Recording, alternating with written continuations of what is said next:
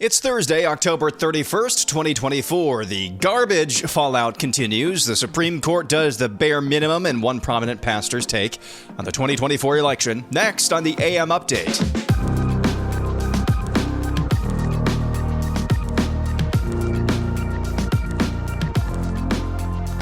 Reminder, tomorrow is another Ask or Tell Me Anything. You can ask me any question you want. Tell me any news story you think needs to be covered that I did not cover this week. Make your submissions at Real AM Update on X.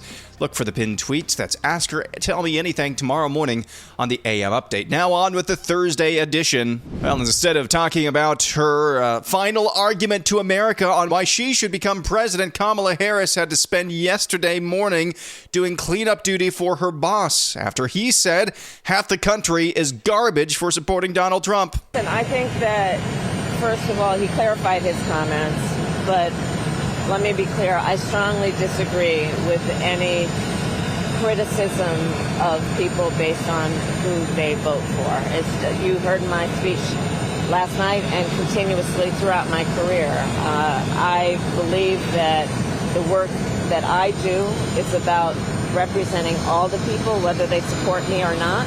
So that is Kamala Harris's defense, or lack thereof, or whatever that was, of her boss Joe Biden calling half the country garbage. Her running mate, Minnesota Governor Tim Walz, was asked on Good Morning America yesterday how he plans to bring the country together after that type of vitriolic rhetoric. Last night, Vice President Harris said she would seek common ground with people who disagree with her, saying she's going to work with everyone. But how is she going to find common ground with people who supported Donald Trump, someone she calls a wannabe dictator and a petty tyrant?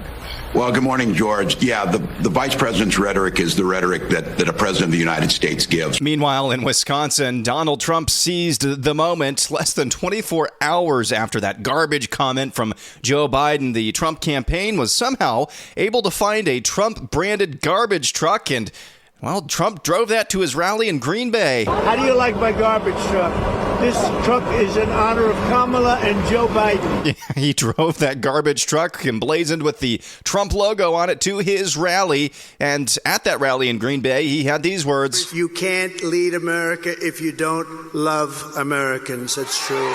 The Supreme Court on Wednesday agreed to take up an emergency challenge from Virginia, temporarily halting a federal judge's decision that ordered it to reinstate hundreds of potential non-citizens to the state's voter rolls. The decision is a victory for Governor Glenn Youngkin and comes, of course, just days after the state of Virginia filed an emergency appeal to the Supreme Court to halt a lower court decision ordering it to restore the names of 1,600 individuals to its voter rolls.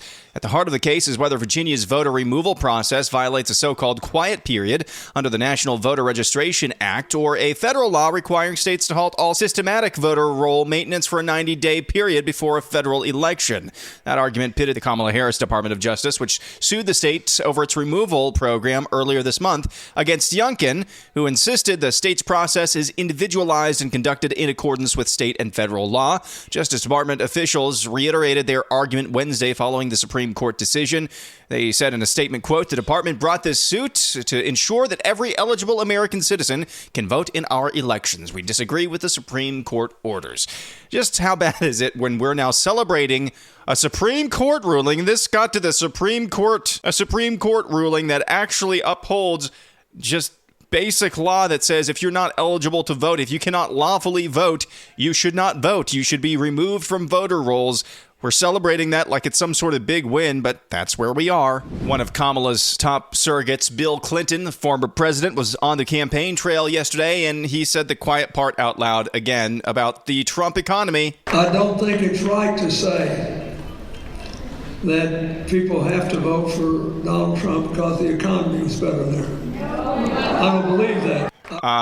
Do you know what he was saying there? Does he know what he was saying? He's saying, well, you shouldn't vote for Donald Trump, even though the economy was better under Donald Trump.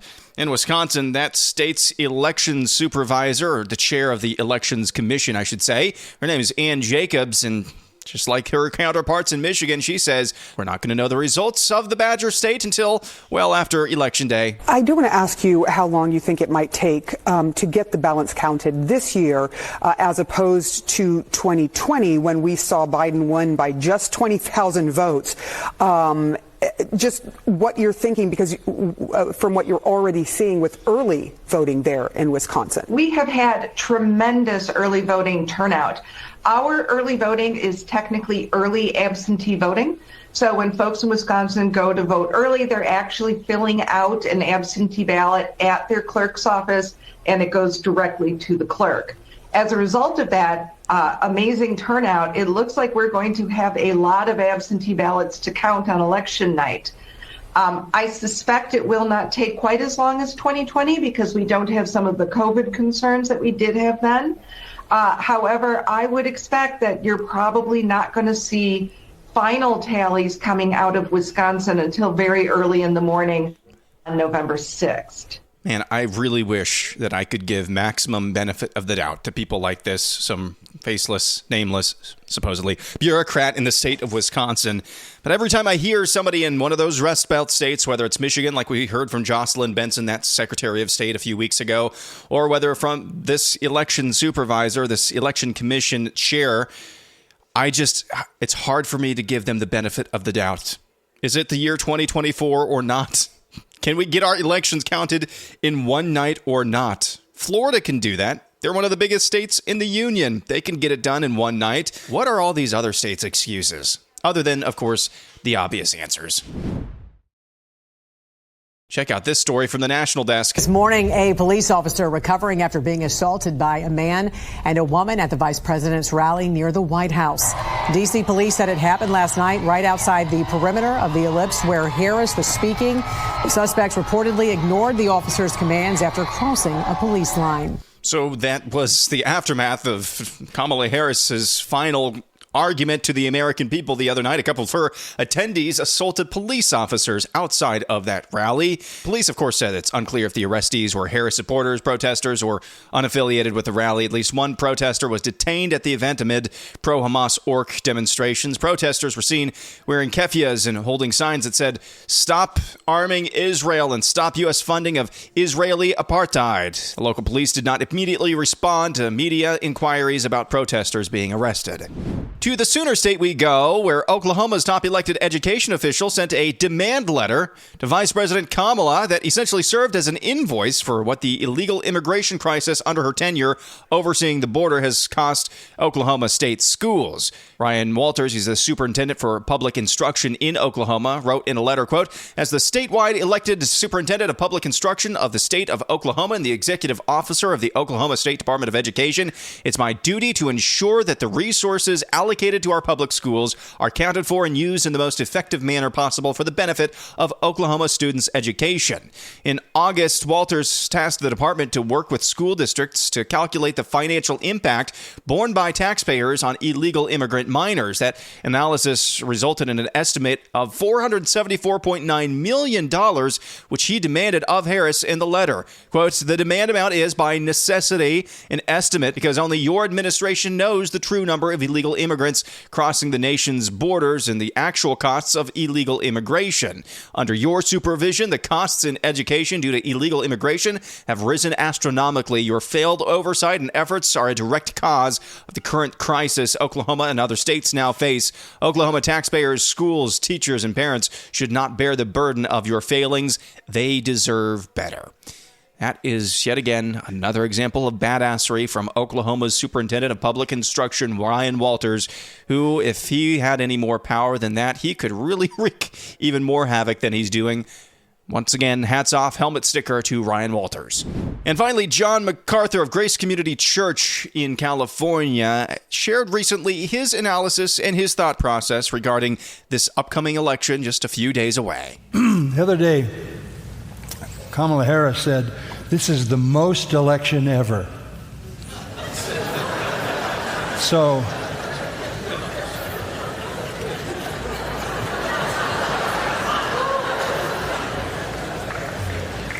and then in a meeting, somebody cried out, "Jesus is Lord." Did you see that?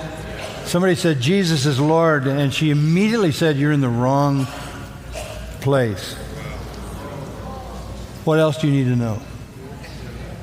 Jesus is not Lord in that place.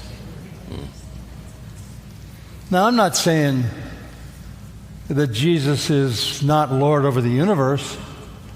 I'm not saying that Jesus is more Lord over the Republicans, but I'm telling you, he's not there. Not when you kill babies and mutilate children and destroy marriage. So the simple thing in this kind of election is you can't be on that side. You take the best of, maybe not the best choices, you take the best. Who's going to do the most, or you could do it negatively. Who would do the most damage to the family? Who would do the most damage to children? Who would do the most damage to the culture? Who would do the most damage to morality? Who would put us in a most insecure and unsafe position when government is designed to protect law-abiding people and punish evildoers? I mean, it's a clear-cut choice. It's not.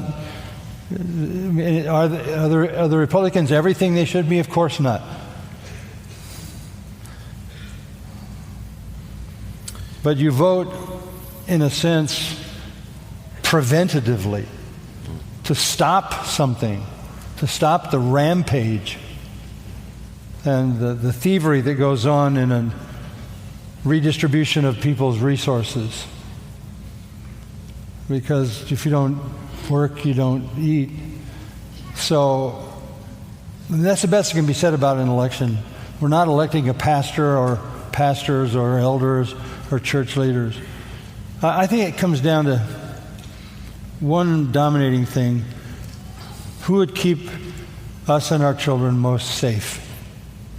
Safe from the encroachment of enemies, terrorists, immorality, corruption, child mutilators, criminals. Because that's government's role, to protect those who do good and punish those who do evil. So who is most likely to do that? Who has the clearest sense of justice and righteousness?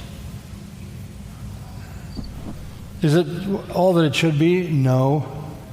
But there's a pretty clear distinction in this particular election. I don't think it's hard. Pastor John MacArthur of Grace Community Church in California with his process on the 2024 presidential election. What do you think about those thoughts? I mean, this is the guy just a few short years ago who said that the American Revolution wasn't biblical, and now he's saying we're not voting for a pastor, we're voting for a president. He's changed quite a little bit in the past few years, starting with COVID, and I'm sure his story is not alone. What do you think about his thought process? What do you think about the logic he used there? Let me know at Real AM Update. Let me know any question you have as well, or any news story you think needs to be covered that I didn't get to this week.